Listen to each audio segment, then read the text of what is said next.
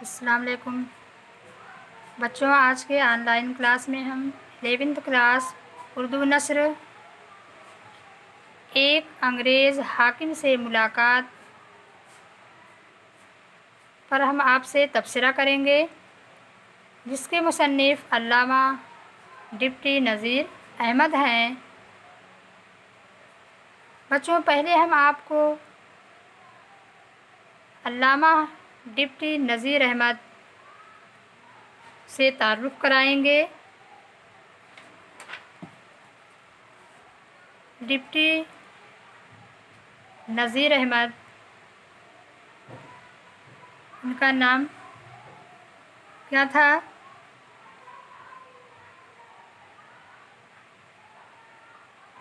نام ان کا علامہ ڈپٹی نذیر احمد۔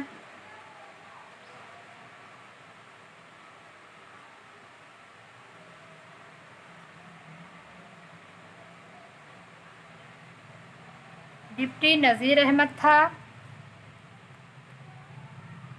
پیدائش ان کی 1836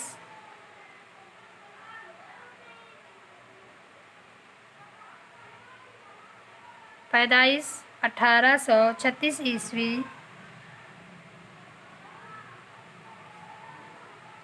مقام بجنور میں ہوئی تھی۔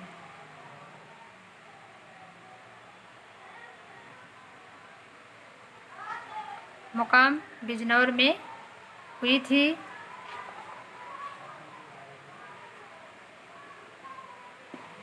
وفات ان کی 1912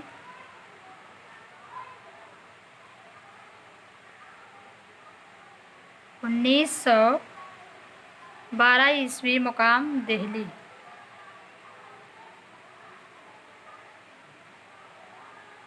مقام دہلی میں ہوئی تھی،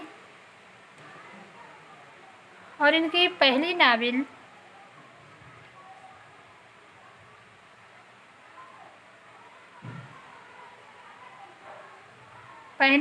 ناول مرات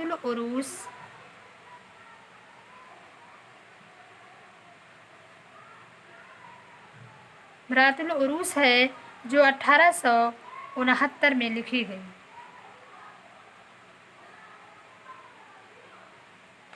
عیسوی میں لکھی گئی تھی۔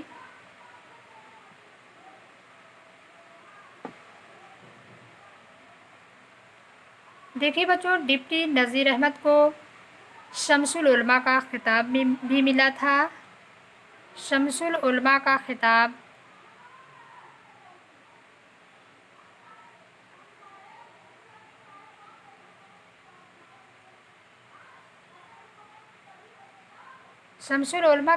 ان کو کس سن میں ملا تھا؟ 1897 عیسوی میں۔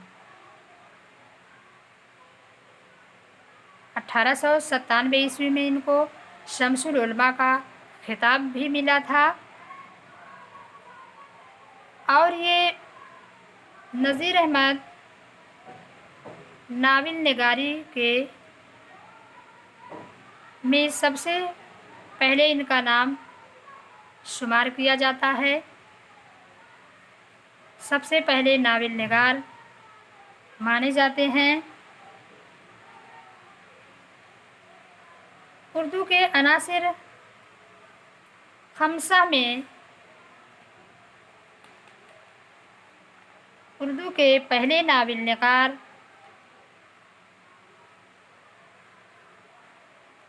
علامہ ڈپٹی نذیر احمد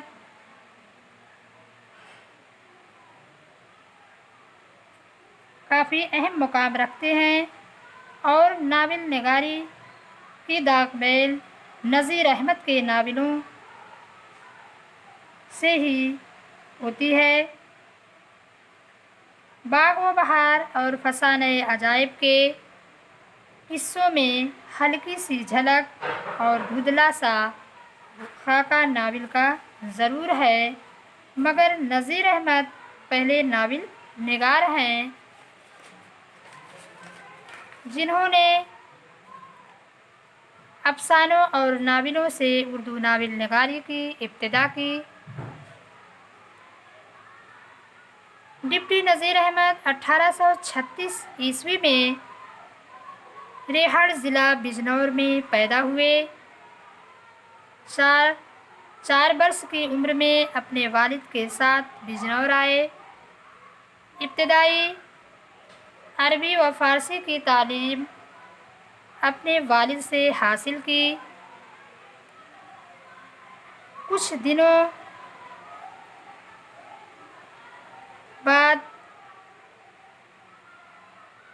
दिनों मकतब में भी पढ़ते रहे, फिर दिल्ली कॉलेज में दाखिला ले लिया। यहाँ 4 रुपये माहाना वजीफ़ा भी मुकर्रर हो गया। मौलवी ज़काउल्लाह उनके हम जमात थे। 1854 ईस्वी से मुलाजिमत का सिलसिला इनका शुरू हुआ। पहले पंजाब में 40 रुपये माहवार के मुदर्रिस हुए, फिर डिप्टी इंस्पेक्टर, मदारिस, तहसीलदार और डिप्टी कलेक्टरी के ओहदों पर गुज़रते हुए हैदराबाद पहुँचे और वहाँ तरक्की करते करते बोर्ड ऑफ रेवेन्यू के मेंबर हो गए। तनख्वाह 70 रुपये माहवार मिलती थी। 1883 में पेंशन लेकर दिल्ली आए और बाकी उम्र इल्मी कामों में बसर की और 1897 ईस्वी में शम्सुल उलमा का खिताब भी मिला। नज़ीर अहमद ने ऐसे वक्त में आँख खोली थी जब कौम में इखलाकी पस्ती, जहालत और गफलत पाई जाती थी। नई रोशनी से वो मरगूब थी। मज़हब व इल्म की जानिब से बेराह रवी यानी दूरी अख्तियार कर ली थी। नज़ीर अहमद ने उन हालात का जायज़ा लिया, ज़हन में तमसीली किरदार बनाए और अखलाकी, समाजी और इल्मी पस्ती को, जहालत को दूर करने के लिए नावल लिखे।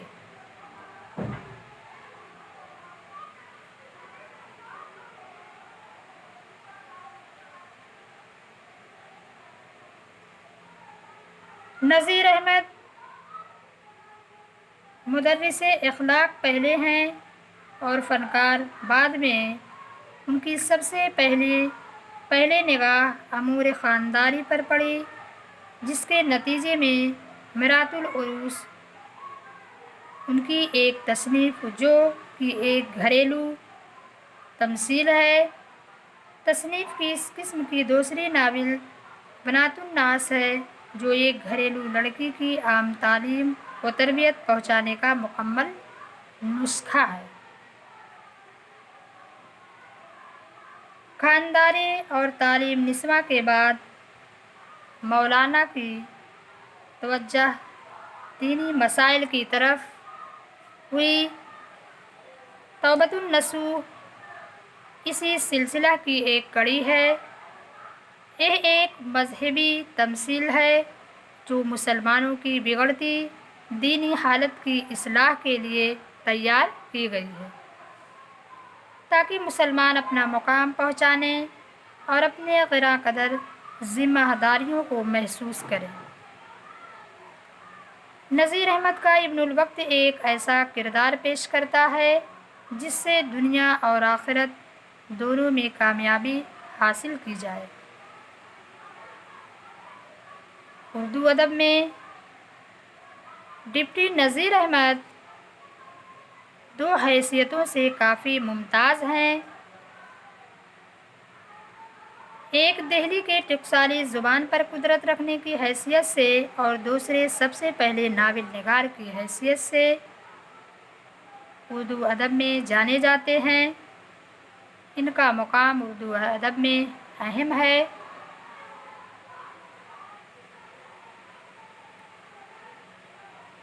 ڈپٹی نذیر احمد، ان کی زبان کا یہ سب سے بڑا نقص ہے کہ موضوع کے لحاظ سے زبان کو نہیں استعمال کرتے۔ مذہبی اور ترجمہ قرآن شریف میں انہوں نے جو اسلوب اختیار کیا ہے وہ ممکن ہے کہ قصے کہانیوں میں کام دے جاتا ہو، مگر مذہبی مسائل پر اظہار خیال کے لیے اسی طرح قصے کہانیوں میں فلسفیانہ طرز تحریر بھی اسے بالکل بے اثر بنا دیتی ہے۔ اردو ادب میں ڈپٹی نذیر احمد سب سے پہلے ناول نگار ہیں۔ ان کی ناولوں میں قدر ناول کی ناول نگاری اور پلاٹ وغیرہ کا فقران ہے۔ مکالمے البتہ دلچسپ اور موزوں ہیں۔ مولانا کی تحریروں میں روزمرہ کے محاورات صفائی اور دلکشی کے ساتھ استعمال ہوئے ہیں۔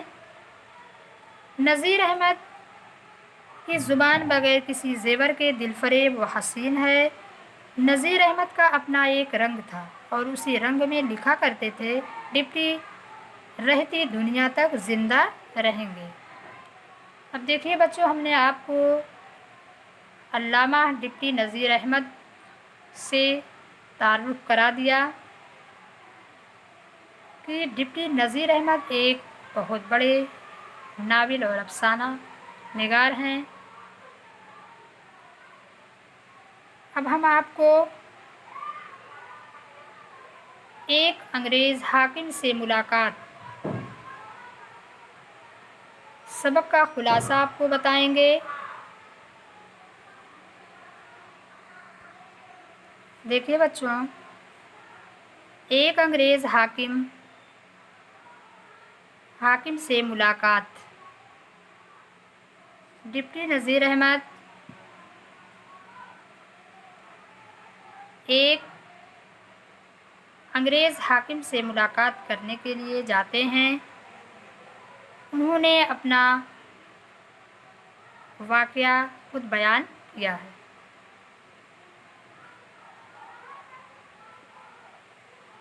مولانا نذیر احمد کہتے ہیں کہ میں انگریزوں سے ملاقات کرنے پر خوش نہیں ہوتا ہوں۔ ہفتوں پہلے ارادہ کرنے کے بعد میں انگریز افسر سے ملاقات کرنے کے لیے تیار ہوتا ہوں۔ میں جانتا ہوں کہ وہاں میرے ساتھ کیسا سلوک ہوگا، کیسا برتاؤ ہوگا۔ ایک دن ملاقات کے لیے گیا تو نوکر مجھے دیکھ کر ادھر ادھر ہو گئے، یعنی وہاں سے دور ہو گئے۔ مجبوری کے عالم میں میں بن بلائے اوپر پہنچا۔ وہاں بیٹھنے کے لیے کوئی چیز نہیں تھی۔ آخر کھڑے کھڑے وہاں انتظار کرنا پڑا۔ جیسے ہی ایک چپراسی صاحب کے کمرے سے نکلا تو میں نے ملاقات کی خواہش ظاہر کی۔ اس نے کہا، صاحب آج ولایت کی ڈاک دیکھ رہے ہیں، شاید ملاقات نہ ہو۔ میں نے پھر بھی انتظار کرنا بہتر سمجھا۔ بہت دیر کے بعد دوسرا چپراسی صاحب کے کمرے سے باہر آیا اور کہا کہ سر رشتہ دار کو رپورٹ پڑھنے کے لیے بلایا ہے۔ میں نے اس چپراسی سے گھر واپس جانے کی بات کہی۔ جب ہم نے دیکھا کہ اب ملاقات کی کوئی گنجائش نہیں ہے تو ہم نے چپراسی سے گھر واپس جانے کی بات کہی۔ اس کو میرے اوپر ترس آ گیا۔ اس چپراسی کو میرے اوپر ترس آ گیا اور کہنے لگا، اچھا ایک بار پھر صاحب کو اطلاع دیتا ہوں، ایک بار پھر صاحب کو خبر دیتا ہوں۔ کچھ دیر کے بعد بلاوا آیا، یعنی کچھ دیر انتظار کرنے کے بعد میرا بلاوا آیا۔ صاحب ہاتھ میں کوئی کتاب لیے ہوئے ٹہل رہے ہیں۔ انگریز حاکم ہاتھ میں کتاب لیے ہوئے ٹہل رہے ہیں، انہیں میرے آنے کا کوئی احساس نہیں ہے۔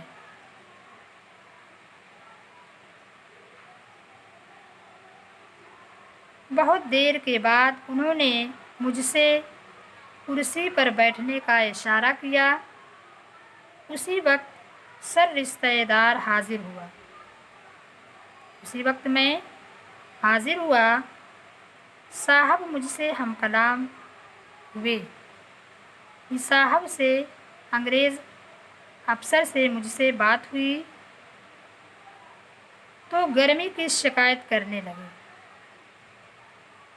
گرمی کی شکایت کرنے لگے کہ گرمی بڑی شدت کی پڑ رہی ہے، گرمی کی وجہ سے کوئی کام بھی نہیں ہو پا رہا ہے، اور ان کو اس بات سے کوئی سروکار نہ تھا کہ اس سخت گرمی میں غریب لوگوں پر کیا گزر رہی ہوگی۔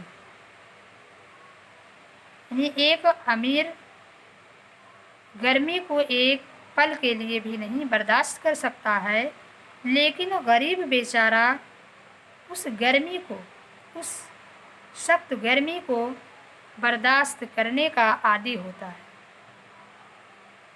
وہ اسے بڑی آسانی سے برداشت کر لیتا ہے۔ سر رشتہ دار کا کاغذ دیکھنے کے بعد مجھ سے پوچھا، آپ کس لیے آئے ہیں؟ آپ کس لیے آئے ہیں؟ میں نے کہا، خیریت لینے کے لیے حاضر ہوا تھا، خیریت لینے کے لیے حاضر ہوا تھا۔ اس کے بعد جب میں باہر نکلا تو وہ چپراسی جو بے رخی کا اظہار کر رہے تھے میرے ارد گرد جمع ہو گئے، میرے آس پاس جمع ہو گئے اور سلام کرنے لگے۔ میں جیسے ہی بگھی پر سوار ہو کر، بگھی یعنی سواری پر، اپنے گھوڑے پر سوار ہو کر گھر کی طرف جانے لگا تو وہ بھی میرے پیچھے آنے لگے۔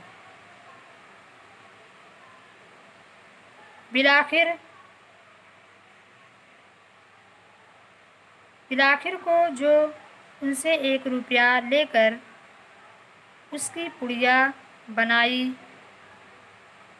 اور چپراسیوں کی جانب پھینک دی۔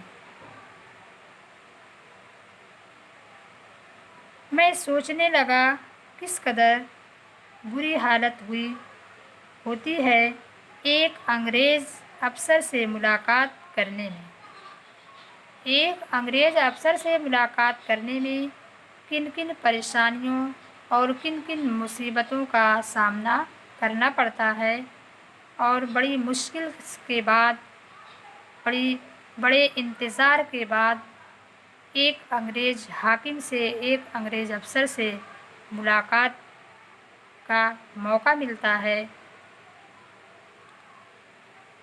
تو اس طرح سے ہم نے، ڈپٹی نذیر احمد کہتے ہیں کہ اس طرح سے ہم نے ایک انگریز حاکم سے بڑی مشکلوں کا سامنا کرنے کے بعد ملاقات کی اور اس سے کچھ ہم کلامی یعنی بات ہوئی اور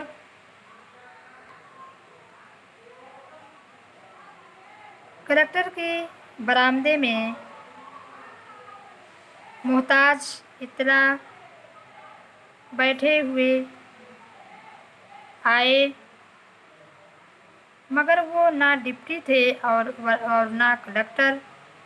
برآمدے میں محتاج اطلاع بیٹھے ہوں آئے تو میں موجود نہ تھا۔ مزے میں گاؤ یعنی تکیے کے سہارے پھیل پھیل کر بیٹھے گھر میں سے پان آ گئے تو میں موجود نہ تھا۔ آج تو کلکٹر صاحب سے خوب گاڑھی چھٹی، کون وقتوں میں آپ کا منتظر بیٹھا ہوں۔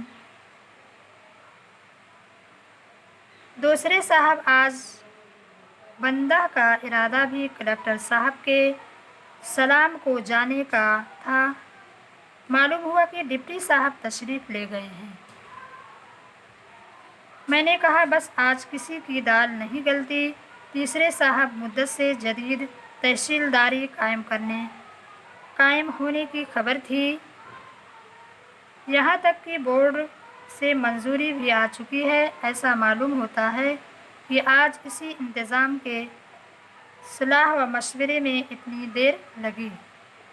لوگ آپس میں یہ باتیں کر رہے ہیں کہ میں کپڑے اتارتا جاتا ہوں اور اندر ہی اندر دل میں خوش ہوں کہ بھلا کیا ہے، خدا کرے لوگ ایسی ہی غلط فہمی میں مبتلا ہوں۔ آج کا لیکچر ختم ہوا بچوں۔ اب ہم اگلے لیکچر میں ہم آپ سے اب دوسرے موضوع پر تبصرہ کریں گے اور آپ کو دوسرے موضوع پر بتائیں گے۔ خدا حافظ۔